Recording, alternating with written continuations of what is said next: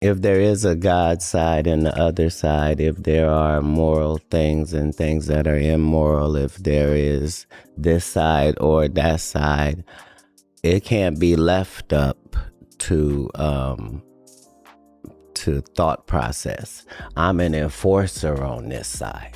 Katt Williams has shattered the polished mirror of Hollywood's clean-cut elite, and this time the man in the crosshairs is none other than Steve Harvey. In a blistering interview that's already echoing through every corner of the industry, Williams didn't mince words. He painted Harvey as a willing puppet, a perfectly groomed placeholder for the shadowy titans of entertainment.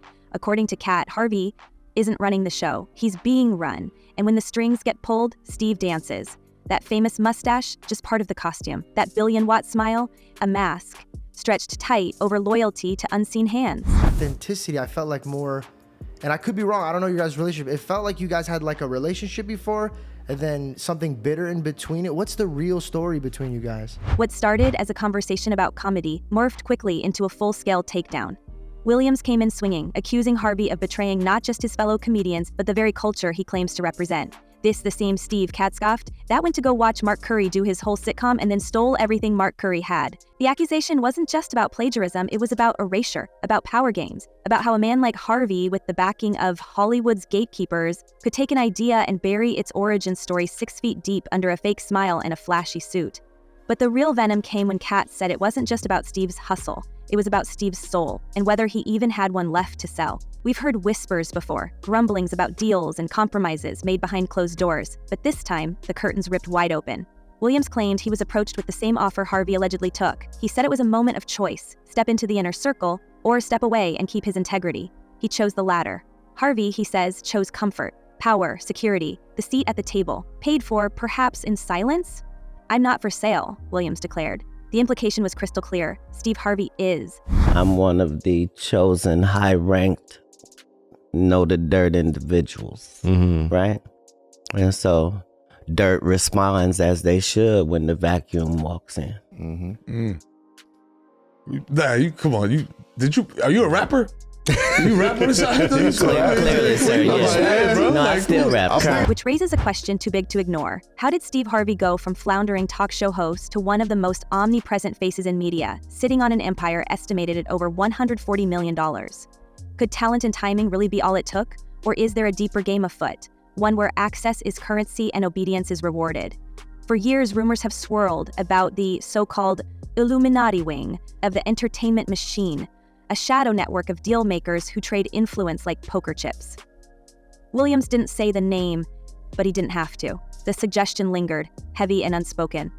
Maybe Steve Harvey's success didn't just come from stage presence, it came from compliance.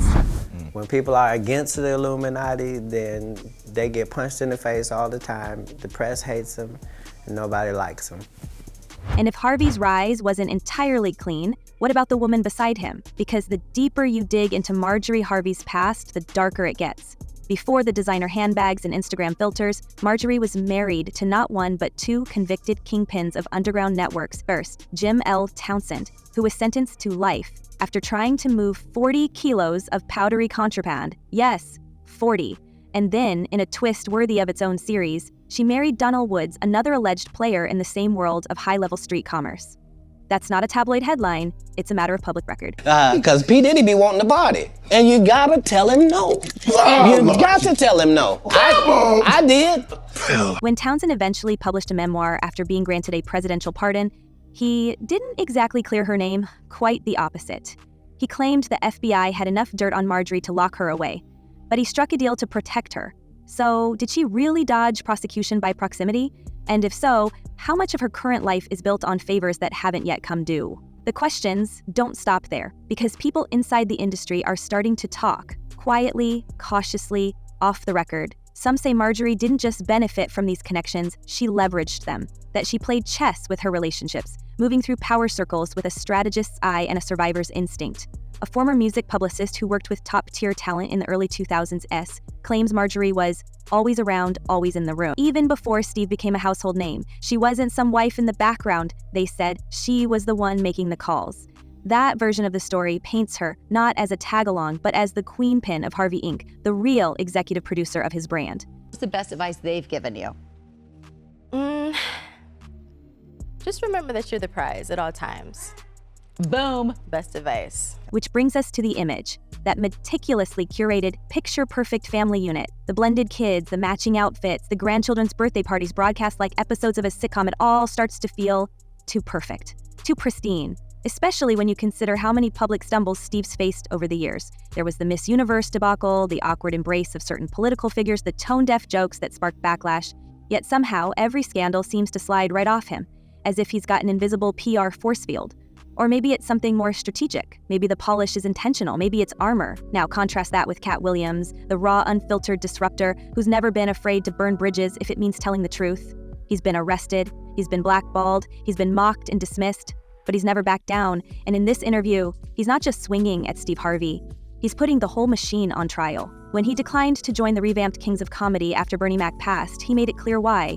He wasn't about to stand next to the man he believes undercut Bernie behind the scenes. You think I'ma let you disrespect Bernie and then come get me? I'm the next king? You, he said. The sting behind that line isn't just personal, it's philosophical. Katt saw the game, and he walked away from the prize. This is my job. I'm supposed to come in and restore order because that's my position.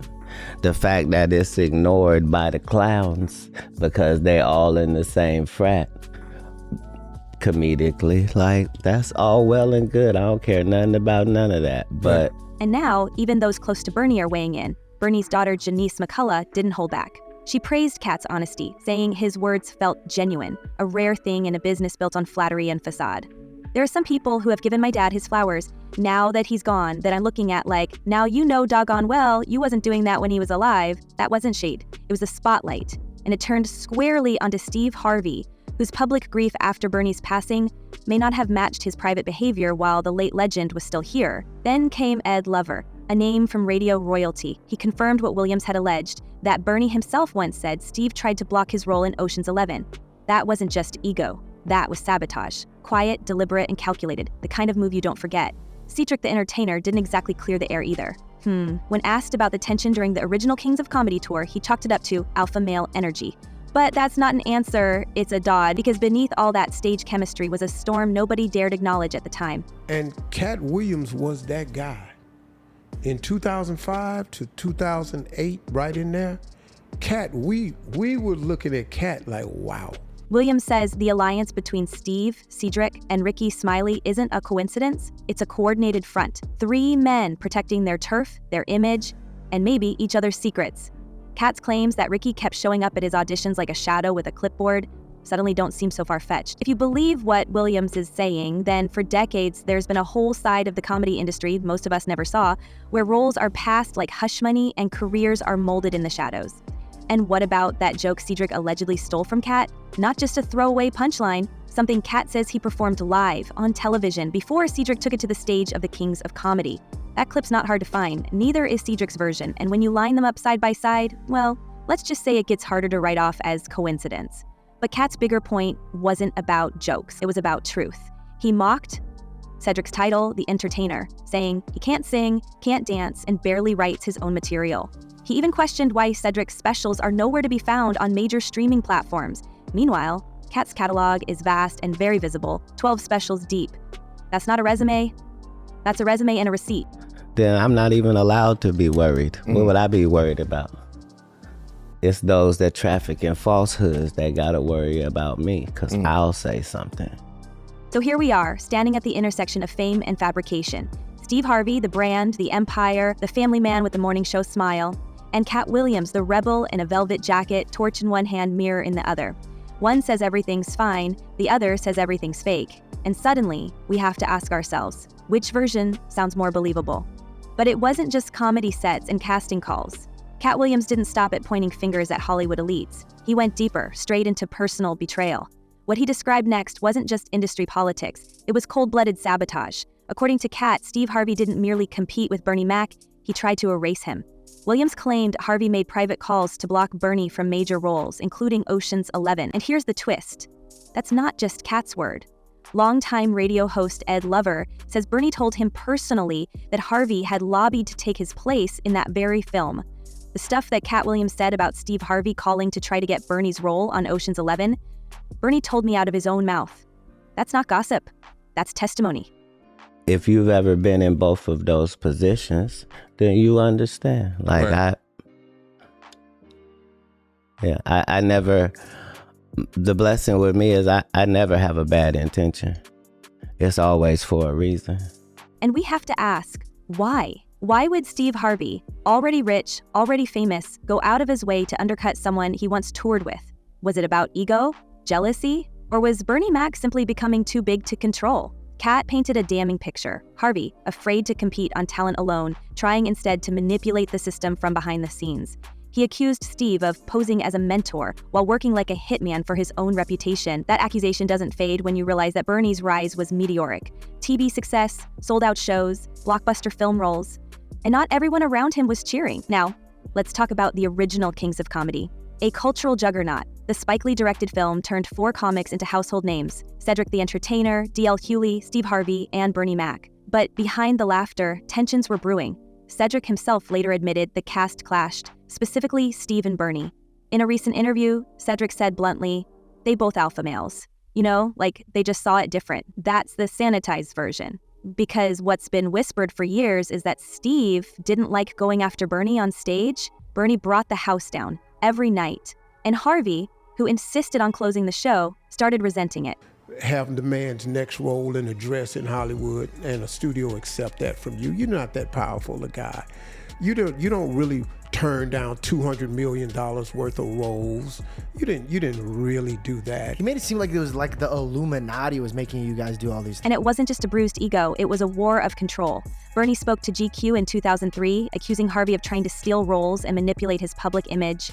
Steve later told BET that Bernie said he never said it, but those close to the situation say otherwise. Industry insiders, crew members from the tour, even opener Damon Williams have pointed to real tension. D.L. Hewley confirmed that the tour's return was being planned, but it never happened. Bernie was ready, D.L. was ready, Cedric was ready, Steve, it seems, was not. And just like that, one of the most iconic lineups in comedy collapsed. Now imagine what that kind of betrayal does to a man like Bernie Mac. A giant but also a human being, one who battled sarcoidosis, an inflammatory disease, while pushing through a cutthroat industry. Bernie was known to be loyal, direct, honest. If he had issues with you, he told you to your face. So to watch someone he toured with, someone he trusted, allegedly maneuver behind his back, that wasn't just business, that was personal. And what's worse is that Bernie never got the full truth or the full closure. He passed away before any reconciliation could truly happen. And the silence from Harvey, it speaks volumes. Her mother is 54 years old. Her mother is 5 years older. Which brings us back to Marjorie. Because while Steve was allegedly playing king on stage, Marjorie may have been navigating her own rise from Memphis nightclubs to Beverly Hills brunches. Her name was never just an accessory. Not when both of her ex-husbands were linked to high-level illegal operations. Jim Townsend, who spent decades behind bars for trafficking large amounts of product, claimed he had enough dirt on Marjorie to get her indicted. And yet, she walked away clean, rebuilt her life, and reemerged beside a rising star. That's not luck, that's leverage. So did she make a deal? Did she use information or silence as currency? It's a question many in the industry are too scared to answer. One former assistant for a major daytime show claimed they were warned not to ask about Marjorie's past during pre-interviews. Another publicist says Marjorie's name was flagged by producers at a major network because of reputational concerns that came up during background checks. And still, Steve has always painted her as the reason for his turnaround. "She saved my life," he said more than once. But maybe the better question is, what life did she save and at what cost? I've not been funded. They pay you to not talk about things they don't want you to talk about. They tell you that themselves. Meanwhile, Katt's crusade hasn't stopped with just Harvey. He hinted at a larger network, suggesting that multiple high-profile comedians are part of what he calls a group. He claimed they blocked auditions, rerouted deals, even fed misinformation to networks. And it's not paranoia if you connect the dots. Katt's career, despite massive popularity, has been repeatedly derailed, often right after public disagreements with industry insiders. He was passed over, pushed out, and painted as difficult. But if his latest interview proves anything, it's that he's not afraid, not anymore. I can stay committed because I'm only representing authenticity, and I am showing that as well. So it's not very difficult to walk the walk and talk the talk. When you do interviews, And maybe that's what really separates him from someone like Steve Harvey. One refuses to play the game. The other may have helped write the rule book. Because it's not just about stolen jokes or movie roles, it's about trust, legacy, authenticity. If Katt is right, if Steve Harvey didn't just fail Bernie Mac, but actively undermined him, then we're not looking at a misunderstanding. We're looking at the quiet dismantling of a friend's future, brick by brick, behind closed doors while the cameras kept rolling. And now as more voices come forward, Ed Lover, Janice McCullough, even Cedric with his carefully chosen words, it's getting harder to ignore the picture taking shape. Steve Harvey, the TV titan, the father figure, the polished motivational speaker, may not be the moral authority he's made out to be. If he really did sell out his friends, his values, and the people who helped him rise, then what does that say about the system that rewards him? So I don't give them no energy. I give haters no energy. Steve ain't this, he think he this. You don't even know me. So here's what we want to know. Was Steve Harvey's empire built on talent or betrayal? Did Hollywood make him, or did he make deals to survive it? And if Katt Williams is only scratching the surface, how deep does this rabbit hole go? Drop your thoughts in the comments. Do you believe Katt, or do you think Steve still deserves his crown? We'll be watching what comes next, and believe us, this story is far from over. Until then, stay sharp, stay curious, and don't believe everything you see on stage.